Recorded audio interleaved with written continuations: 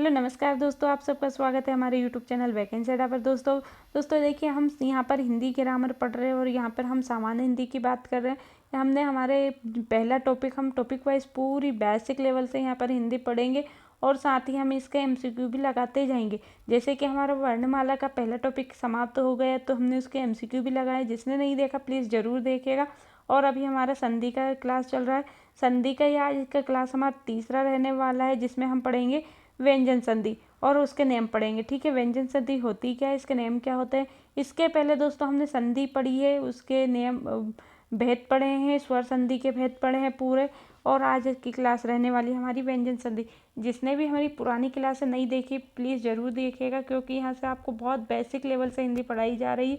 और ये हमारी जो सामान्य हिंदी है, ये एसआई, पटवारी, जल प्रहरी, बीएड वालों के पास, जिनके पास हिंदी पूछी जाती है, जिस भी एग्ज़ाम में आपकी हिंदी पूछी जाएगी उसके लिए बहुत ही कारगर सिद्ध होने वाली है। एमपी, यूपी, राजस्थान, गुजरात, जिस भी राज्य में आपकी हिंदी पूछी जाती है उन सभी विद्यार्थियों के लिए ये हिंदी की क्लास रखी गई है। ठीक है दोस्तों, देखिए दोस्तों, आज हम पढ़ने जा रहे हैं व्यंजन संधि और उसके नियम। सबसे पहले देखते हैं व्यंजन संधि होती क्या है। तो व्यंजन संधि की आप पहचान कैसे करेंगे। जब किसी व्यंजन वर्ण के साथ किसी व्यंजन या स्वर का मेल होता है तो उससे जो विकार उत्पन्न होता है उसी विकार को व्यंजन संधि कहते हैं। विकार से तात्पर्य आपका ये है दोस्तों, ये परिवर्तन होता है। विकार का मतलब क्या होता है, परिवर्तन होता है। जैसे आपने स्वर स्वर हमने देखे, व्यंजन हमने देखे दोस्तों। स्वर क्या होते हैं, व्यंजन क्या होते हैं, ये हमने वर्णमाला की क्लास में देखे हैं। तो प्लीज़ जिसको भी स्वर व्यंजन के बारे में नहीं पता है वो ज़रूर देखेगा, क्योंकि यदि आपने स्वर व्यंजन नहीं समझे तो आपको संधि कहाँ से समझ में आएगी। ठीक है, तो हमारे कितने स्वर होते हैं, कितने व्यंजन होते हैं, कितने अयोगवाहक, कितने द्विगुण, ये सब एक एक व्यंजन, एक एक स्वर वर्णों के बारे में हमने पूरा डिस्कस डिटेल से किया हुआ है। तो प्लीज़ एक बार और अनुरोध करती हूँ आप सबसे, जिसने वर्णमाला की क्लास नहीं देखी है ज़रूर देखिएगा दोस्तों। देखिए, व्यंजन आपके क्या होते हैं, व्यंजन और स्वर को मिला के आपका क्या बनेगा, व्यंजन ही बनेगा। ठीक है, या व्यंजन व्यंजन आ जाएगी। देखिए, आप संधि विच्छेद करते हैं ना, तो उसके पीछे आपका क्या आ जाएगा। आप संधि विच्छेद करते समय आपका आगे व्यंजन हो या पीछे स्वर हो तो भी आपका व्यंजन संधि कहलाएगी। पीछे व्यंजन हो या आगे व्यंजन हो तब भी आपकी संधि कौन सी बनेगी, व्यंजन संधि। आगे स्वर हो या पीछे व्यंजन हो तब भी आपकी संधि कौन सी बनने वाली है, व्यंजन संधि। ठीक है, देखिए इसके एग्जाम्पल हम बाद में देखते हैं। इसमें बहुत सात के समथिंग हमारे नेम दिए हुए हैं। तो पहला नेम क्या बोलता है दोस्तों, पहले नेम की हम पहचान करते हैं। किसी भी वर्ग के पहले वर्ण, हमने वर्ग पढ़ा था, कौन से वर्ग होते हैं, क च ट त प, 5 वर्ग होते हैं के सामने कोई सा स्वर या किसी वर्ग का तीसरा चौथा वर्ण या रलवा आए तो प्रथम वर्ण अपने ही वर्ग के तीसरे में बदल जाता है। ठीक है, जो जैसा आपका का वर्ग है ना, का वर्ग अपने किस में बदल जाएगा, अपने आप ही तीसरे में बदल जाएगा, क ख ग। ठीक है, तो ये अपने तीसरे या चौथे वर्ण में बदल जाता है। आगे देखिए इसका एग्जाम्पल, जैसे आपका ये है, का किस में बदलेगा, तीसरा चौथा, इसका क्या हो जाएगा, गा में, गा या घा में बदलेगा। चा किस में, जा या झा में। टा किस में बदलेगा, अपने तीसरे चौथे ढ या ढा में। ता, थ, द और धा में बदलेगा। ठीक है, ये तीसरा चौथा है। इसके पहले हमारे दूसरे और पहले ही इसमें रखे गए हैं, दूसरे और तीसरे। ठीक है, देखिए पा किस में बदल लेगा आपका, बा और फा में। ठीक, ये भी आ सकता है सभी स्वर या रलावा। सभी स्वर हमारे कितने होते हैं, स्वर हमने देखे थे हमारे 13 होते हैं, 2 उसमें से योग व हटा दो तो 11 स्वर माने जाते हैं। ठीक है, सभी स्वर आ जाए या रलावा आ जाए, किसी भी वर्ग का तीसरा चौथा वर्ण वह होगा, है ना। ये आपका नेम है। इसके उदाहरण से समझिएगा, एग्जाम्पल से बहुत अच्छे से समझ में आएगा दोस्तों। जैसे का और का कैसे बदलेगा, गा में।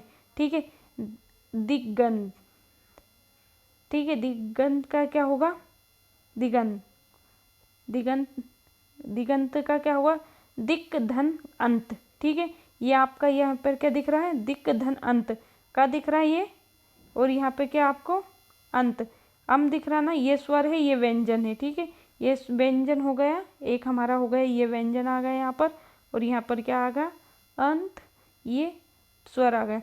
तो ये आपका किस में बदलेगा? का आपका गा में बदलेगा। ठीक है, ये तीसरा हो गया गा। ये अब चा वाला देखिए, चा का जा कैसे बनेगा?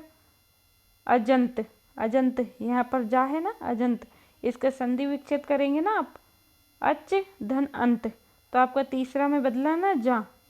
वैसे ही टा का ढा कैसे होगा? सडानंद, सड, सड, ये आपका क्या हो गया? सड, ये टा है ना, टा का ढा हो गया, सड धन आनंद। कुछ भी नहीं करना दोस्तों, आपको यहाँ पर कुछ भी नहीं करना। ठीक है, यहाँ पर देखिए, आपको यहाँ पर लिखना है, टा लिखना है। पहले जैसे आपने यहाँ पर देखा डा, तो इसका पहला आप देख लीजिए, ये हमारा तीसरा हो गया। ठीक है, वर्ग का हमारा तीसरा हो गया, तीसरा वर्ण हो गया। तो आपको तीसरे वर्ण को क्या पहले वर्ण में बदलना है। जैसे आप संधि विच्छेद करते हैं ना, तो देख लीजिए यहाँ पे आपका क्या लिखाएगा? सट धनानंद। यहाँ पे ता का क्या होगा? दा, उद्योग, उद्योग, उत धन योगी, उद्योग, उद धन योग, योग है दोस्तों, ये योगी नहीं है, उद धन योग। ठीक, उद्योग।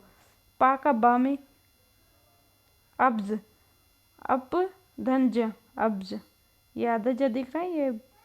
ये देखिए, ये यहाँ पर देखिए आपके दोनों व्यंजन है। ठीक है, ये भी आपके दोनों व्यंजन आ रहे, यहाँ पर एक व्यंजन और एक स्वर आ रहा। ठीक है, आगे बात करते हैं।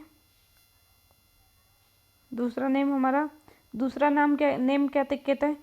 किसी भी वर्ग के पहले वर्ण, किसी भी वर्ग, हमने देखा था क चटा ता पा का पहला वर्ण, किसी भी वर्ग के पहले वर्ण का मेल किसी भी अनुनासिक, अनुनासिक हमारे दो अक्षर होते हैं, दो वर्ण होते हैं।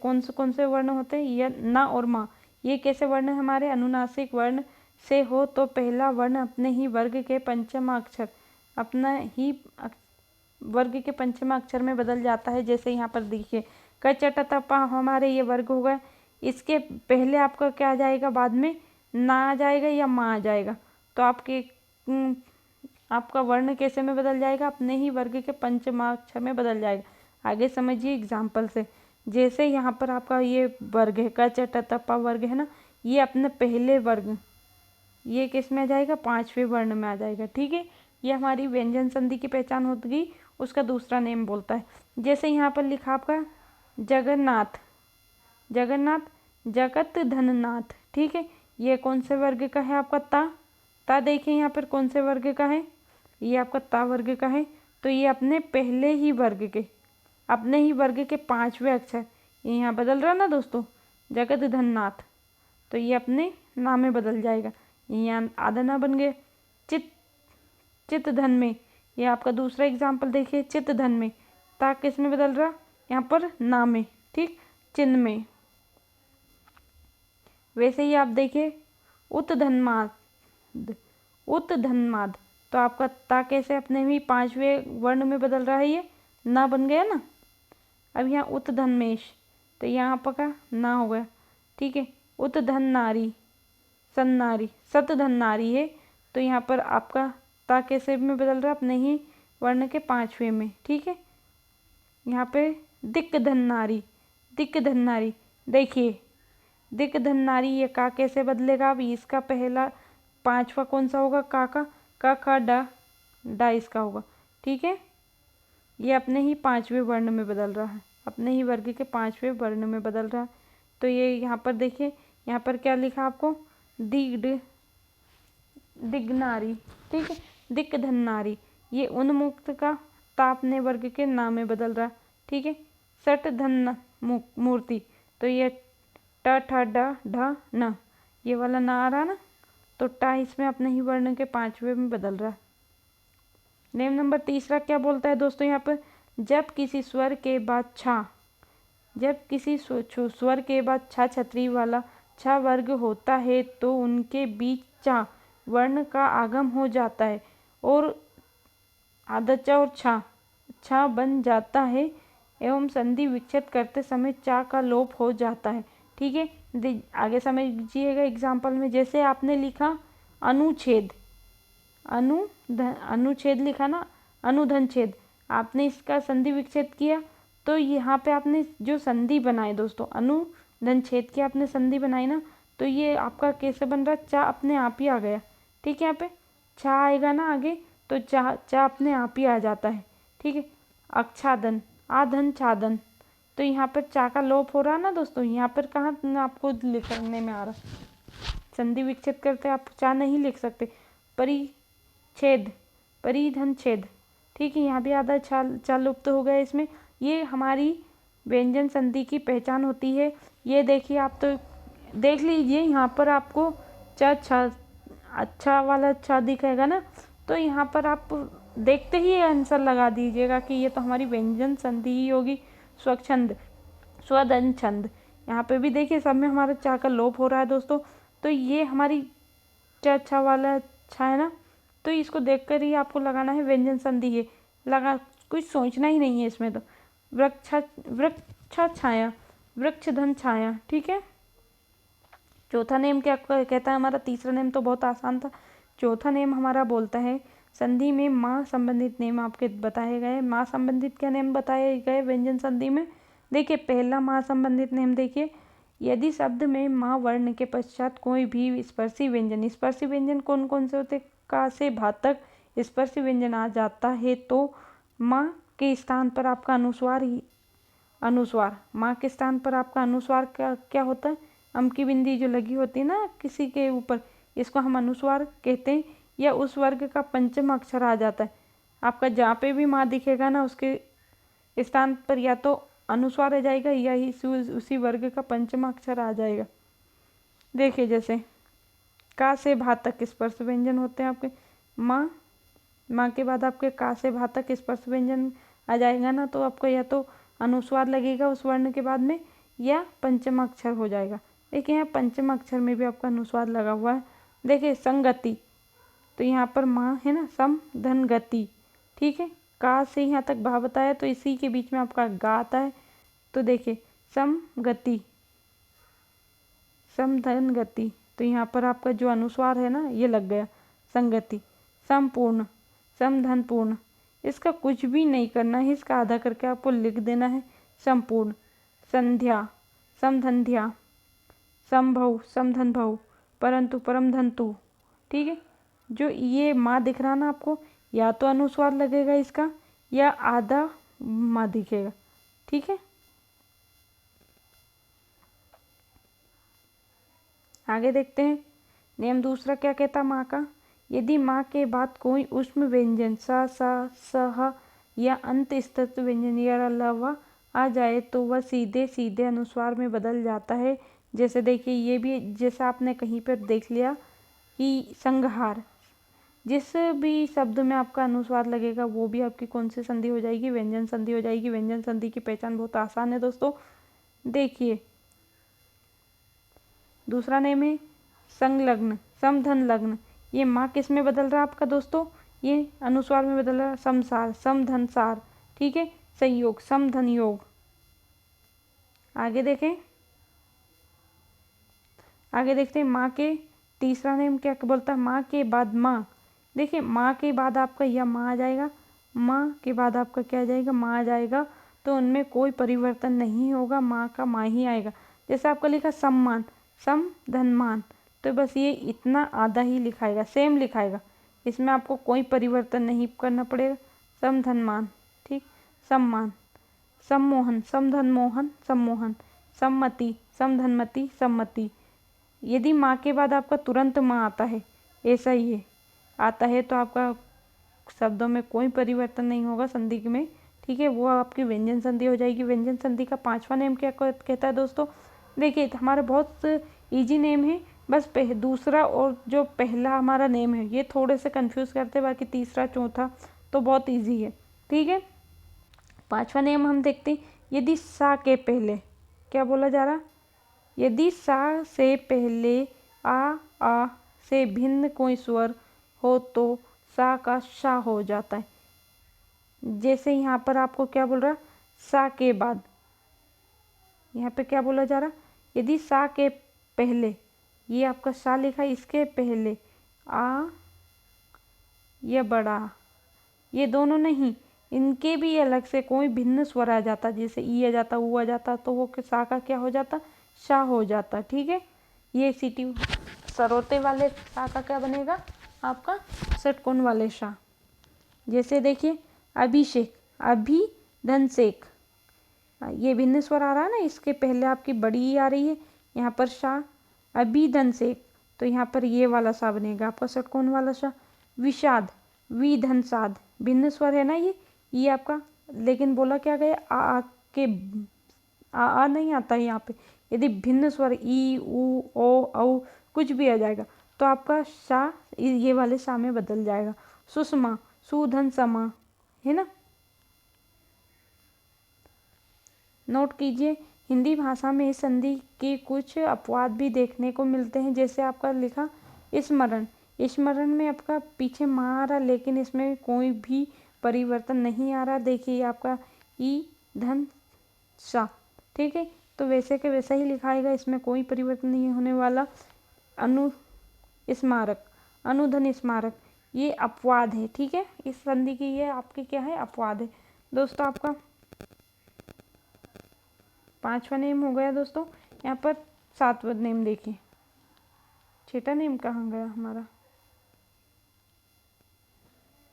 6ठा नेम 6ठा ही होगा दोस्तों, यहाँ पर 7वां गलत लिखा गया है। ठीक है, 6ठा नेम क्या बोलता है आपका, देखिए ये 6ठा नेम है आपका।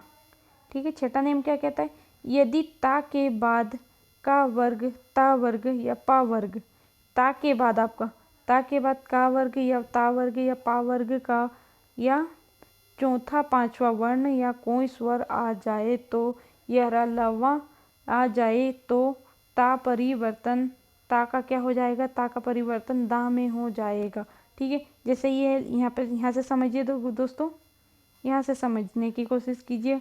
ये आपका लिखा ता, ये का वर्ग हो गया या ता वर्ग या पा वर्ग या कोई आपका स्वर हो गया, या प्लस में आपका यह अलावा होगा, ये कोई भी आ जाएगा तो आपका ता का क्या बनेगा, दा बनेगा। ठीक है, जैसे एग्जाम्पल से समझिए, का वर्ग से समझिए। सबसे पहले भगवत गीता, यहाँ पे भगवत गीता, जैसे ये आपका इसका विच्छेद, संधि विच्छेद करते समय आपको कैसा लिखने का पड़ेगा, भगवत, ता दिख रहा है ना, भगवत धन गीता, तो यहाँ आपका ता किस में परिवर्तन हो रहा, दा में हो रहा ना, भगवद गीता।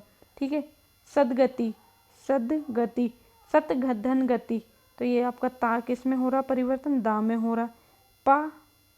पा वर्ग का भी आपका देखिए, सद्भाव, सतधन भाव, तो ये आपका कैसे हो रहा, दा में परिवर्तन हो रहा। स्वर में भी तदनुसार, तत् धन अनुसार, तो ये ता आपका दा में हो रहा परिवर्तन। ठीक है, सदुपयोग, सत धन उपयोग, तो आपका ता दा में परिवर्तन हो रहा। रा से भी समझ लीजिए, तत्रूप, तत् धन रूप, तत् धन रूप। ठीक है, यहाँ पर आपका दा रहा।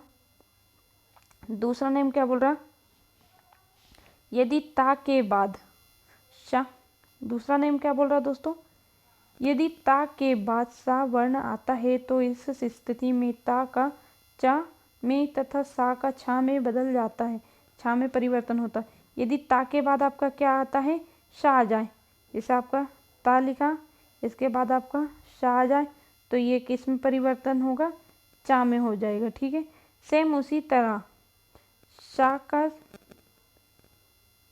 आ जाए तो ता में परिवर्तन होगा, तथा छा, सा के बाद आपका छा आ जाए तो ये किस में परिवर्तन होगा, छा में बदल जाएगा। ठीक है, ये जैसे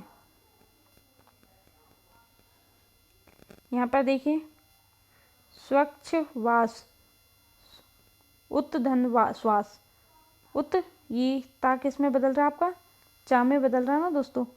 स्वच्छ वास, स्वच्छ वास आपका उत्धनवास, उत्धन श्वास, तक्षिव, तत्धन शिव, तक्षिव, ये आपका ता किस में बदल रहा है दोस्तों, देखिएगा आधा चा और छा में बदल रहा ना, आधा चा और छा में आपका ता बदल रहा।